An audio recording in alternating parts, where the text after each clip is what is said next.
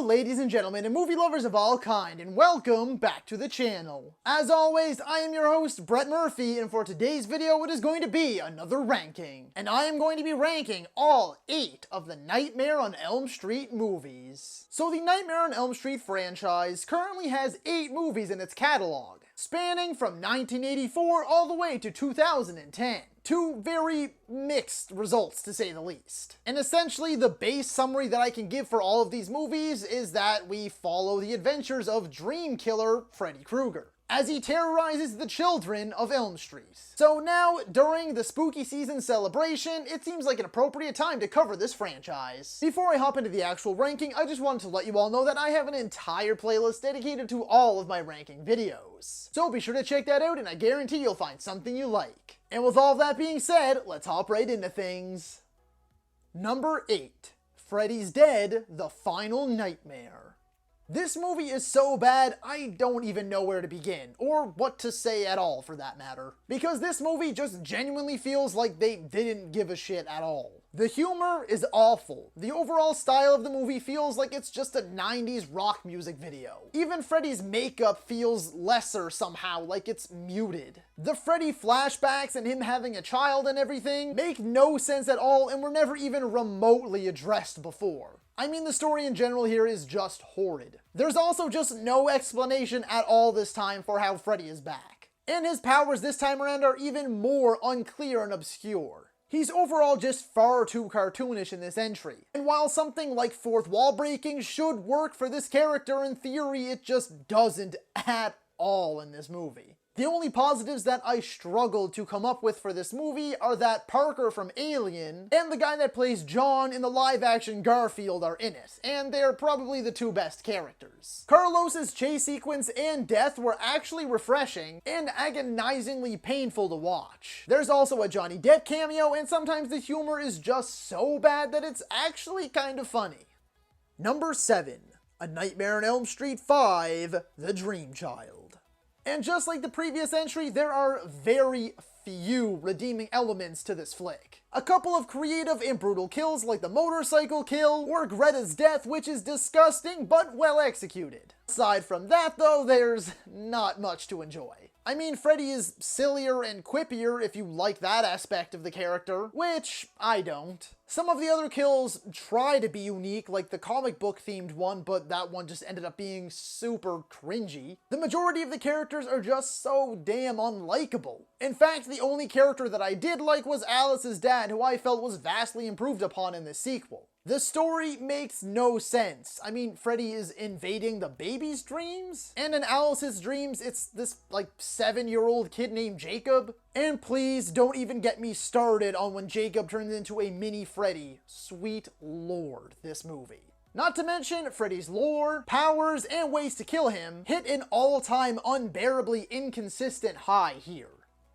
Number 6. A Nightmare on Elm Street 2, Freddys Revenge.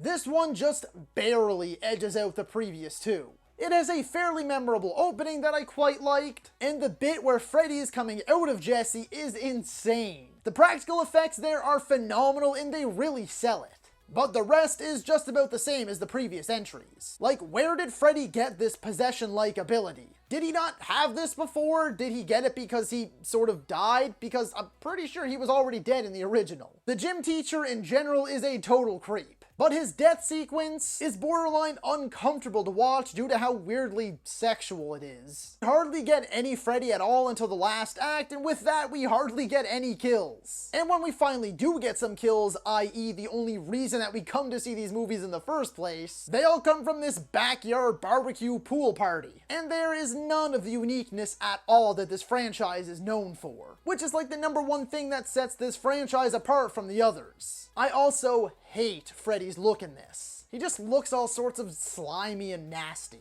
I also forgot to mention that Jesse is just a whining nuisance of a main character, and none of the side characters are even remotely relatable or enjoyable to watch. The only reason that this one ends up on top of the previous 2 I just mentioned is because it doesn't make me legitimately frustrated and angry like the other 2. Number 5. A Nightmare on Elm Street 4, The Dream Master. The Dream Master is still far below the next few entries, but it at least makes an effort and has quite a few elements that I actually really enjoy. Firstly, being that they brought back Joey and Kincaid from the Dream Warriors. Even though they aren't in it for very long, it was brilliant to bring them back to bridge the gap between the movies, and they still managed to make an impact in their limited screen time. Freddy's reanimating is amazing, and the junkyard sequence overall was super well done. Patricia Arquette's replacement as Kristen is mediocre at best, and Kristen's boyfriend is such an annoyance with his weird karate obsession. The suck face kill is an all-timer, and the bench press plus bug transformation was genius. So disgustingly wicked and memorable. The time loop and car crash sequence towards the end was admittedly clever and unexpected, but some things about this movie still really puzzle me. Like Kristen was just sort of able to transfer her powers, and then those powers transfer into the real world. It also doesn't help that I find Alice to be a complete bore of a character. And then Freddy just sort of up and dies because of some bullshit nursery rhyme. I mean, wasn't he literally living in mirrors in the previous 3 movies? I mean, hey, beggars can't be choosers, and at least his death was visually pleasing this time. Number 4, A Nightmare on Elm Street, the 2010 remake.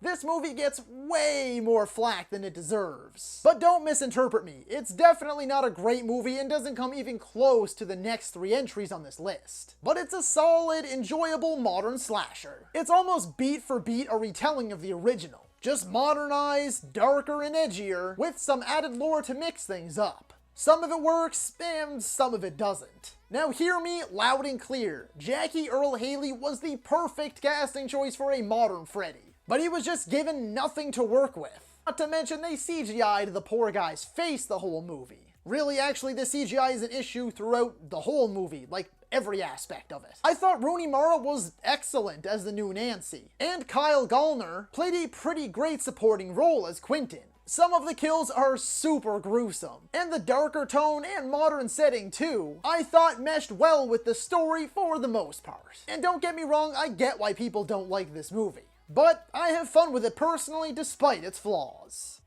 Number 3, Wes Craven's New Nightmare.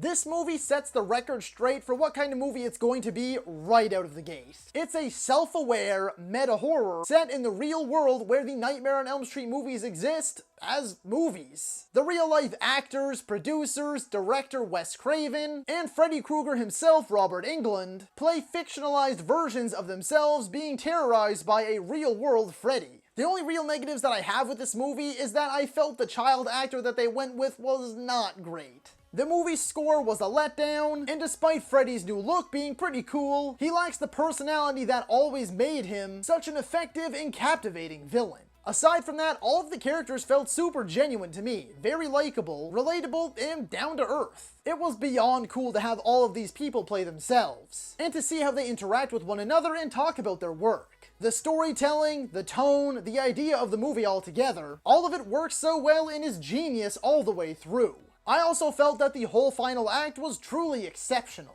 From the freeway sequence being genuinely effective and intense, to the section where fiction and reality blend, to a brilliantly crafted, unique final dream world and chase sequence. All in all, just about everything in this movie works for me, making it easily among the best that this franchise has to offer.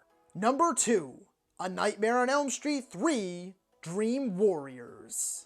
Dream Warriors gave us a diverse, dynamic, and layered cast before it was cool. I love all of these characters, all of their quirks, and weirdness. For me, it just adds to their likability. And it feels like all of these characters genuinely care about each other. Heather Langenkamp's return is glorious. And after the second film, this was a much needed and more than welcomed return. The movie boasts a killer and magnetic score, inventive and memorable set pieces, and impeccable practical effects. This is Freddy at his most inventive. And despite these kills being not all that gory, they way more than make up for it with their creativity, as this film delivers the franchise's most iconic kills. In the end, it is still definitely super cheesy and beyond corny. And not all of the acting is the best, but I think it all works to the movie's advantage, and only adds to its charm and endless rewatchability. Oh yeah, and it ends with an epic Dream Warriors rock song performed by Dawkins.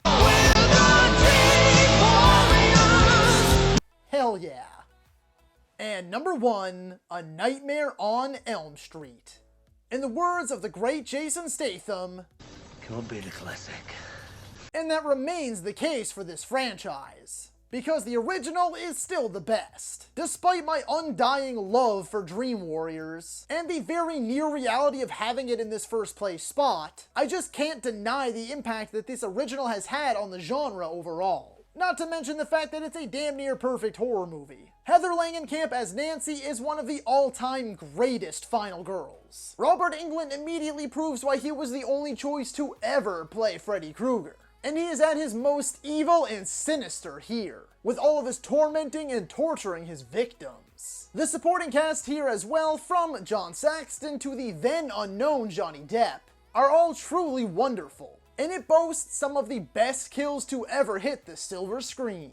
Like Tina's death as she flails around the room, or Glenn's death with the epic blood geyser. This film is also the most haunting and eerie of the entire franchise as well, because it genuinely makes you afraid to go to sleep. The score is spectacular. The direction from Wes Craven is top tier. The practical effects are phenomenal, and then you have that final Home Alone from Hell-esque sequence with that amazing fire stunt. Everything about this movie at the end of it all is superb, with only one glaring flaw: that abrupt, unexpected, and rather confusing ending, which even the creator Wes Craven himself doesn't like, but the studio wanted. So that is all for today's video, folks. Be sure to let me know down in the comments if you agree or disagree with my ranking. And while you're at it, feel free to let me know what ranking you'd like to see next. If you enjoyed that video, be sure to hit that thumbs up button. And if you'd like to see more content, consider subscribing to my channel and ringing that little bell icon. That way you can be notified about all of my